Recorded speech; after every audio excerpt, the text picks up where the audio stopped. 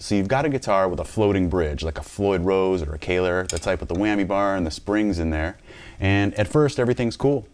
But then you decide you want to change the strings, or God forbid change the tuning, and all of a sudden the bridge is stuck up like that or sunken back in the body, and you're like, what the heck? Well, let me show you how to fix that and how to wrap your head around what's going on so that it doesn't happen again.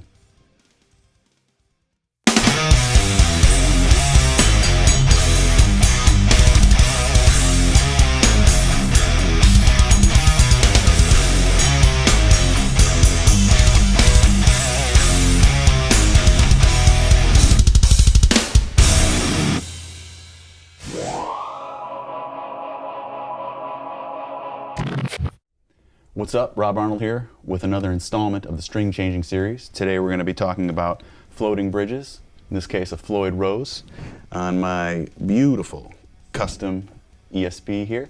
The name of the game is to have a bridge that just floats nicely. It isn't like stuck up in the back or sunken back in the body. You want it to have just the right float. And what that takes is having it set up right for the particular tuning you're in. Everything down to the strings you're using, those gauges. Any change in that will affect the float. Because what's happening here is that this thing is kind of like on a cantilever or a fulcrum or something, you know, and it's balancing between the tension that the strings are putting on it and the tension that the springs in the back are putting on it. And so it's a game of pulling to keep that just right.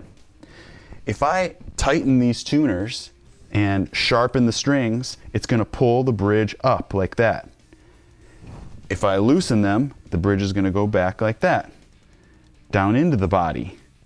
So you need to compensate for that by tightening or loosening the springs in the back, or putting more tension on or relieving tension to the bridge here, so that you get a nice float. And what does a nice float look like?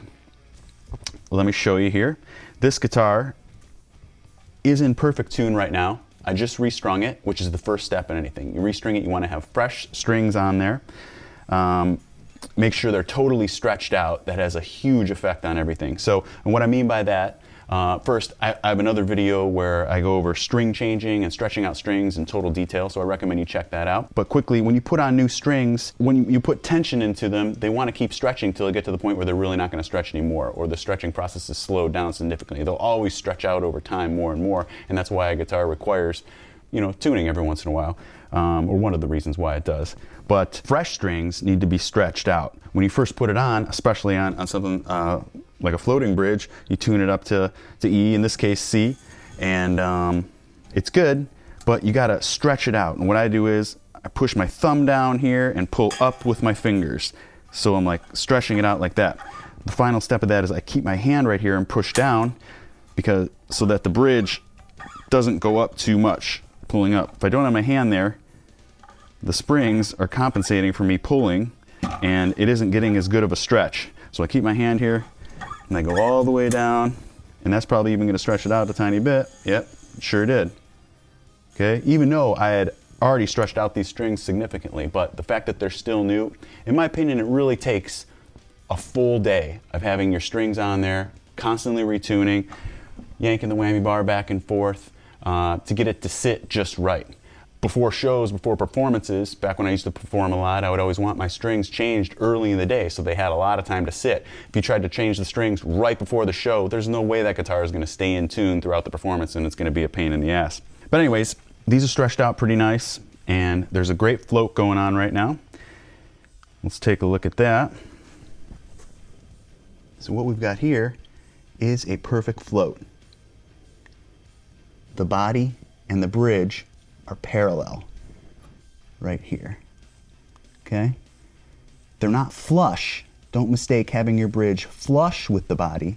Flush would mean that they're the exact same height. See, if I run my finger across there, it's stopped there. My bridge is a little bit higher than my body, and that's okay. All that has to do with is the height of my bridge, which helps determine action, how high my strings are off the fretboard, that sort of thing. So, and every guitar is different. Some of my guitars, the bridge is a little bit higher. Some of them a little bit lower. Some maybe are flush. This happens to be where I like the action, how it feels and how it sits, and it's a little bit higher off the body. But what's important is they're parallel. This is not parallel. This is not parallel. That's parallel. And both sides matter. You want to take a look at the other side there. Can't really see very well, but it's also parallel. So the adjustments we're going to make, we're going to try to do consistently so that it stays nice and straight. So how do you obtain that good float, and what takes it out of float?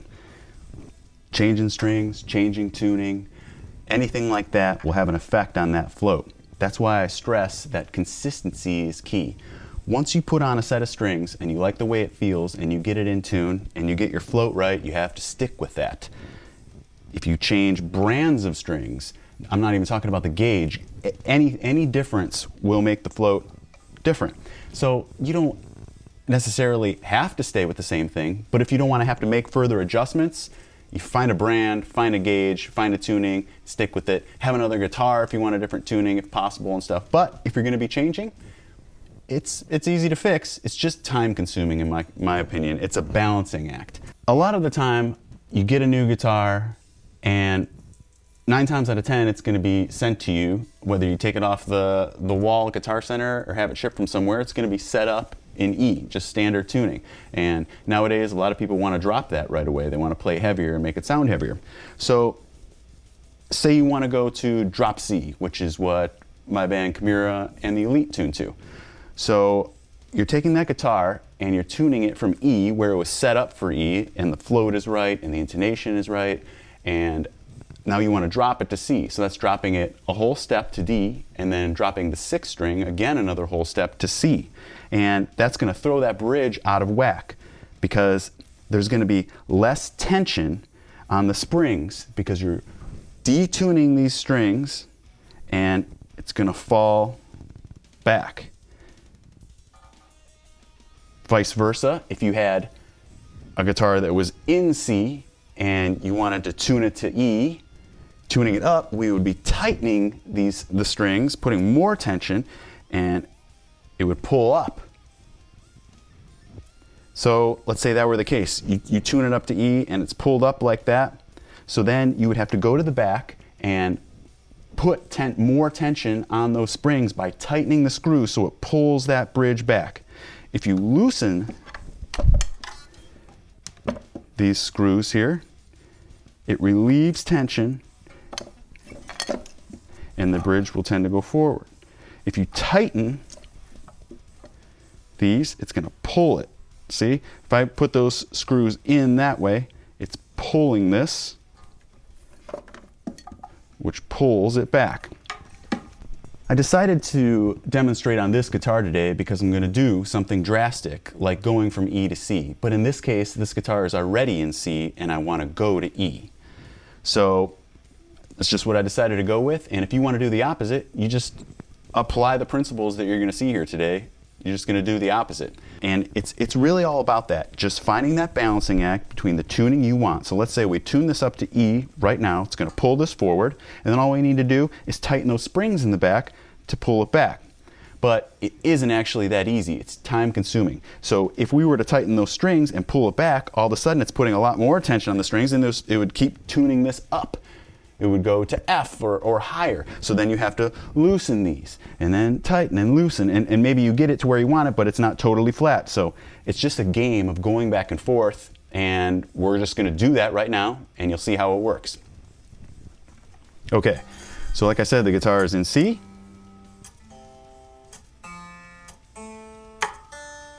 And it has a great float right now. So I'm going to go ahead and loosen my nut screws here.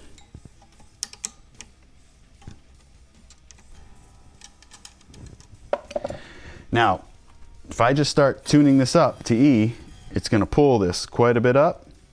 So let's just try that and we'll see what happens.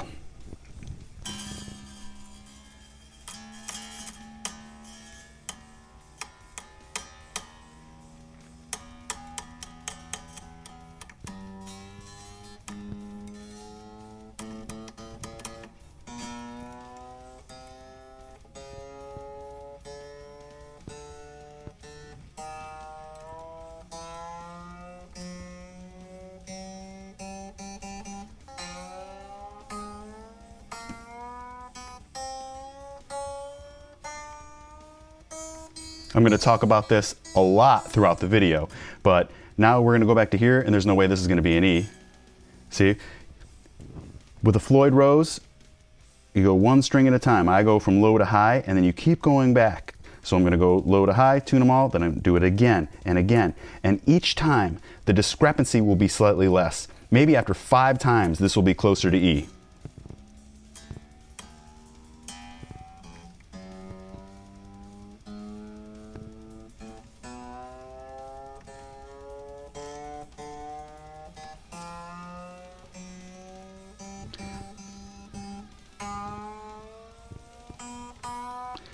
Okay, we're not even close to getting where we need to be yet, but look what's happening already. Way up there, and if we were to pluck this, we're not even close to E. This camera's having quite a hard time focusing, sorry about that. So we have a long way to go. This thing is probably gonna bottom out before we can get where we need to be. So let's go ahead now and start putting some tension on those springs in the back to pull this back, and the balancing act will begin. So before we do that, let's talk about this a little bit. I get the question a lot about what configuration to have the springs in there, and I've got to say that when I took the plate off of the back of here today, just in preparation, I was expecting to see a typical V shape, meaning these 2 springs would be in one more there, and this one would be up the center, the 2 outside springs would start here and then go out in a V shape to here. That's what I'm used to seeing actually in most of my guitars. I can't recall if this one was sent to me like this or if I changed it back in the day. Maybe, I mean, I'm fortunate to where when I order my guitars from ESP, I can just tell them how to set it up, and most of the time I'm just going to have it set up in drop C, and they're sent to me perfectly, and that's a great advantage. I don't have to mess around unless I'm going to change the tuning like I am today. But it's possible that I did some. I've had this guitar for maybe 10 years now, something like that, so it's hard to keep track of exactly what I've done to it in the past. But at any rate, my answer simply is that I don't think it matters much what the configuration is, as long as it isn't something whacked out like you only have 2 of them in here or something like that, or all 3 are on one side or whatever. I still feel here that there is an even distribution of tension from the trem claw here to the bridge block. So we're just going to stick with this. But even if I were to say, all right, let's move these over to what we're typically used to seeing and what you probably see in your guitar, we're still starting from scratch anyway, so all the same principles are going to apply. We're just going to do this balancing act between the tension on these springs that is controlled by these screws right here and how tight they are or how loose they are, and the tuning. So back to here, we know that our bridge is way up in the air, and if we were to tighten these screws, pulling them in, it would pull our bridge back. So let's do that. Now, this screw appears to be a little further in than this screw, and that's okay because maybe one side needed to have more tension on it than the other. You don't want it whacked like that or like that. This is just a slight discrepancy. You can see it's a little crooked there, but this is the bass side. You know, if we were to turn this over, the bass side is here, the 6th string. Right, and so that's the further. So sometimes the bass side may need a little bit more or less than the treble side to maintain the float on both sides. Like you may get this side floating right, the bass side, but the treble side might not be right, and that's because it's whacked out for some reason. So you may need to compensate by turning one slightly more than the other. But what we're going to do here, I always recommend doing them the same until you get down to the very final step. So right now, that's the way it's set up, and it was floating perfectly on both sides for me. So every move I make on one side, I'm also going to do on the other. Again, until we get to where it's almost perfect, and then I can make fine adjustments like, oh, okay, the treble side is just a tiny bit higher, so I'm going to loosen back here. So you have to think about this whole thing. The entire process you need to visualize in your mind. That cantilever, the seesaw. It's a great way to think about it, actually, a seesaw. Think of one side of the seesaw as, your tuning and how much tension you have on the strings. If it's a high tuning like E, there's a lot of tension there, and it's gonna pull the bridge this way. If it's a low tuning, if you drop it to super low, those springs, you're gonna release tension from the strings, and the springs are gonna pull that seesaw back this way. And the name of the game is to get it nice and floating solid. So we know what tuning we want. We want this guitar to be in E. We don't know what the springs need to be in because there's no way to tell. It's not like you can strum them and get a vibration and put them through a tuner and we know that there's a note or anything like that. So it's just gonna be a lot of guessing. First, I'm gonna be pretty aggressive with tightening these screws, and we're gonna go quite a bit because I know this thing has to be pulled back. And then we're gonna retune, and then we're gonna do it again, and then we're gonna retune. And it'll get closer and closer to the point where to get the float perfect at the end, we're gonna be doing little quarter turns, maybe eighth turns of those Phillips head screws there. But as of right now, I'm gonna be aggressive. I'm gonna take note of where my screwdriver is, and I'm gonna do a full turn. There, do a full turn here. Okay. I mean, we're gonna go another full turn then. Like I said, I was gonna be pretty aggressive.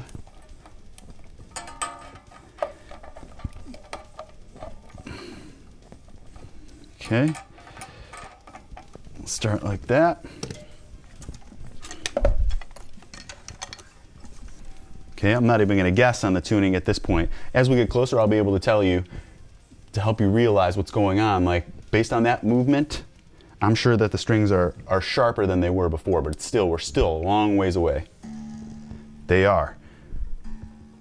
But it's gonna get us closer. Also, one thing, I kind of just like to wake the springs up a little bit by giving them there we go. And what they wanna do, all these springs wanna do is settle in. They wanna settle into something. And so we're gonna be working them from both sides all the time, helping to get them to settle. And as we're moving our tuning from low to high there, the whole bridge is going like this, it's going like this, and all we're trying to do is balance that nicely. And I'm not gonna get perfect tune here, I'm gonna get in the ballpark because it's just not time to be meticulous yet. We will closer to the end. Okay.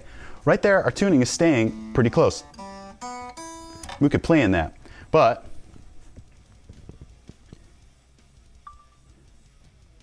our bridge is still up significantly. So those movements we did there weren't even close to enough. So we're gonna do more.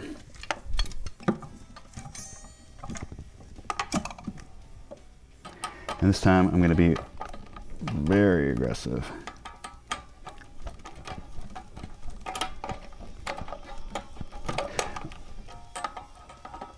I'm not even paying attention to how many turns I'm doing at this point because I know how far off we are.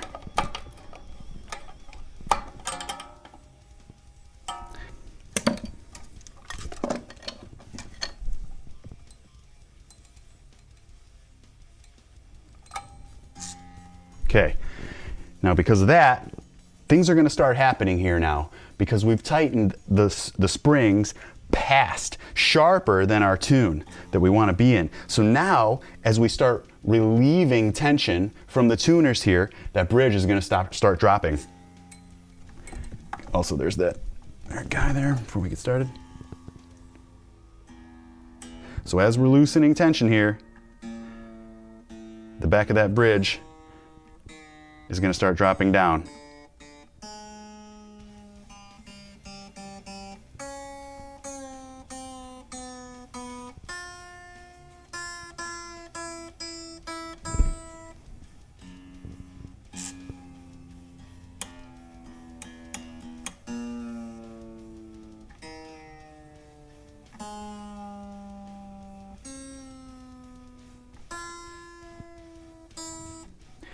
Look at how much closer we are now, what a difference that made. I may have went too much, but the thing is, you just don't know until you try. You don't know until you get in there and you do it, and you have to commit to that balancing act.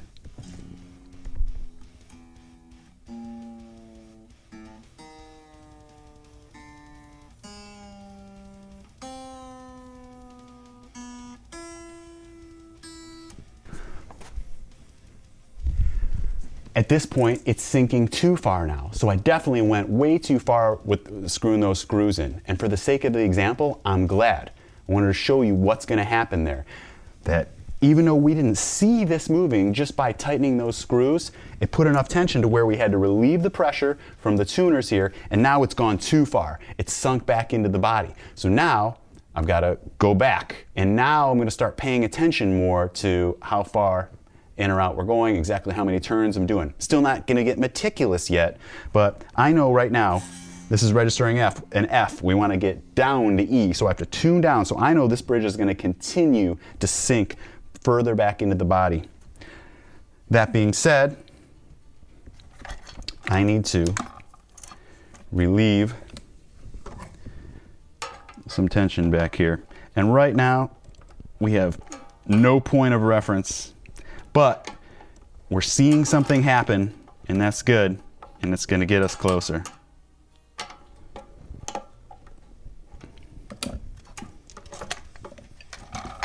Okay, give it one of these, try again. See, it's wanting to settle, and right now it's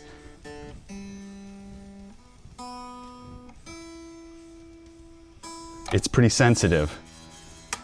It's been worked out in a lot of ways, kind of with no rhyme or reason.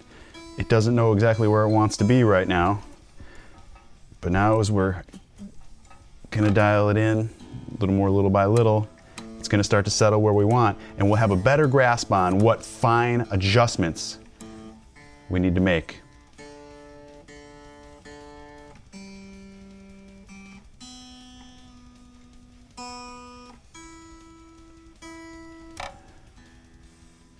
One thing I'd like to say too is that as you get super close, it's best to finish off in the playing position. That means holding the guitar. Even gravity has an effect on the float, certainly intonation. I wish I would have mentioned that in my intonation video, which you should check out, which is the final step in this whole thing. I like to change strings, adjust my float, and then do intonation. If truss rod adjustment is necessary in there too, which a lot of the time it isn't, but after a big tuning change like this, it may be. Hopefully we'll take a look at that in a moment. Yeah, in the playing position, exactly how you're gonna be is gonna get the guitar as perfect as it can be. But for the sake of this example in this video or whatever, I'm gonna leave it in this position here. Okay, we're getting pretty good.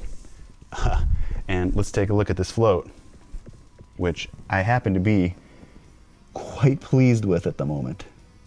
It's looking good. And our tuning, let's see here. Can you focus, por favor? That's good.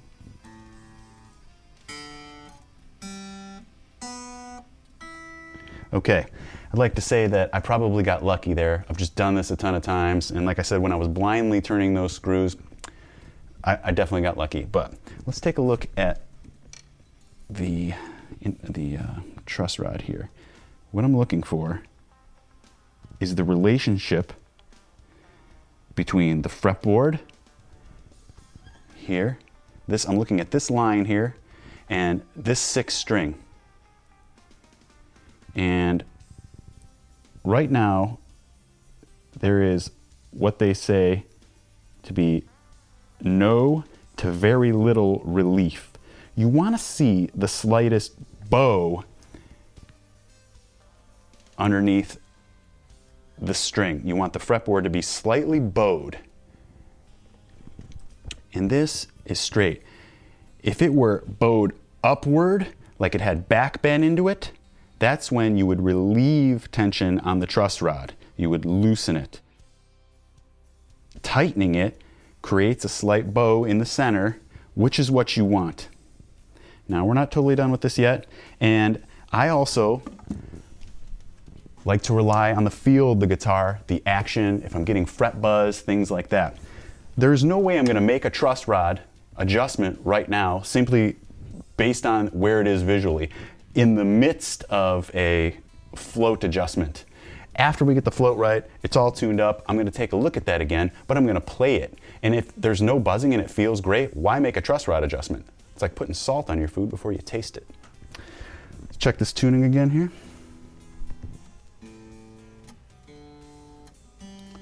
I really like where we're sitting tuning wise. Let me take a look at this float. It's perfect over here. In fact, I honestly don't think it could be better. Okay, now I'm going to take a look at the other side.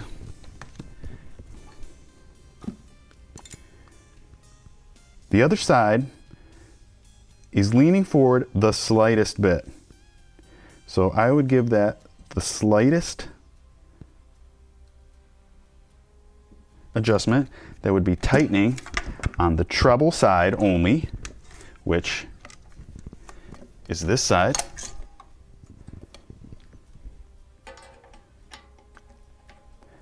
Maybe like half a turn, quarter turn. There we go, just a little bit there. Give that whammy with a quick guy. Obviously got to retune the entire guitar. Any adjustment that's made anywhere on a guitar with a Floyd requires complete retuning. If a string is sharp, I like to go flat of in tune and back up. I just like the feel of putting tension back on the string rather than it being sharp and then just loosening it into tune. Something about bringing it back up tight, back up into tension, which is actually the same thing you should do with a truss rod. If you need to loosen a truss rod, loosen it past where it needs to be and then tighten it up into it. I'm going like that because this particular guitar is a truss rod where it has like a little wheel in there where you can stick an Allen wrench and you turn it like this or like this. So I like to loosen and then tighten back up into tension. So just the same principle there.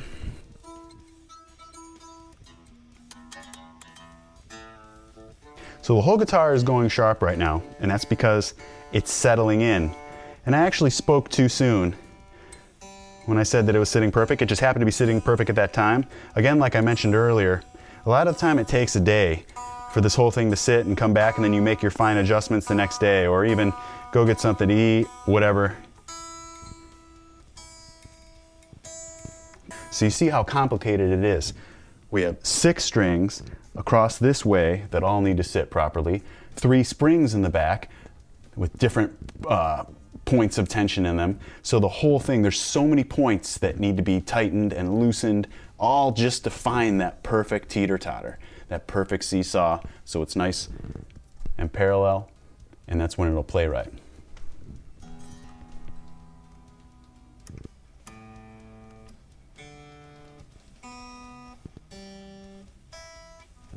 Right now, I am happy.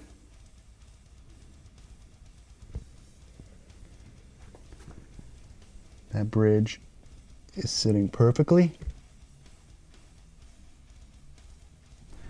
Let me look at the other side.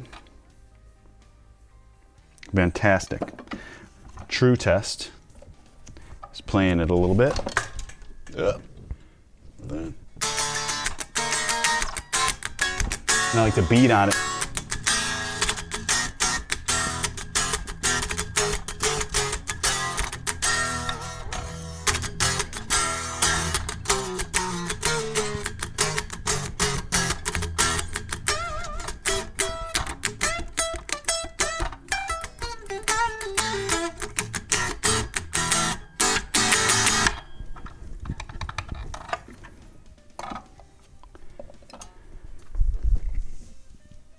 Float looks fantastic.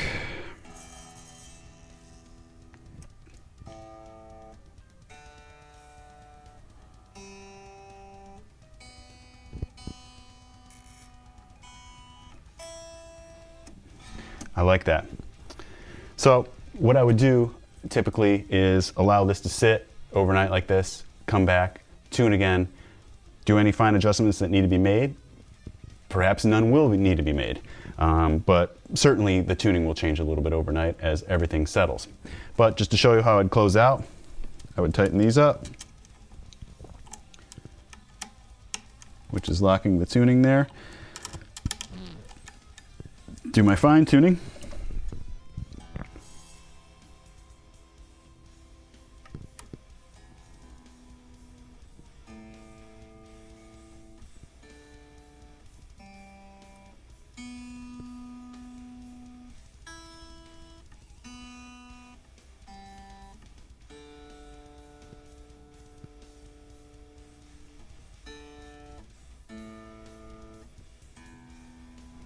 Fantastic.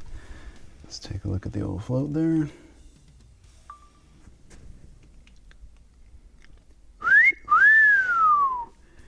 Other side, I don't know if you can get a good look at that or not. Let's look at our truss right here.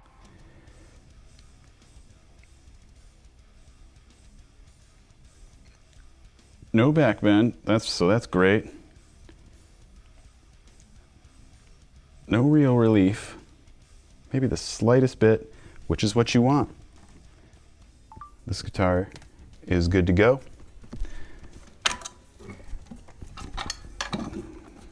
What I would do as my final step, if you missed my string changing video, I recommend again you check that out. It's super in-depth, goes over everything about changing strings on a Floyd Rose and just my technique. But one of the things, a little tip here, is a little piece of tape. This guitar was restrung on July 15th of 19, and it's in E with 11 through 52s. And that way you know, if this guitar sits in a case for a long time, or you don't play it for a long time, how old are these strings? When was it worked on last? You got a date, you know. I put a date on the battery as well if you have active pickups. So I'll put my plate back on, give it a quick polish, and tear it up. Thanks for joining me. If you found this video informative, please like, subscribe, share it with your friends, become a part of the community, hang out with us. I got tons more on the way, lots in the archive. Cheers, see you next time.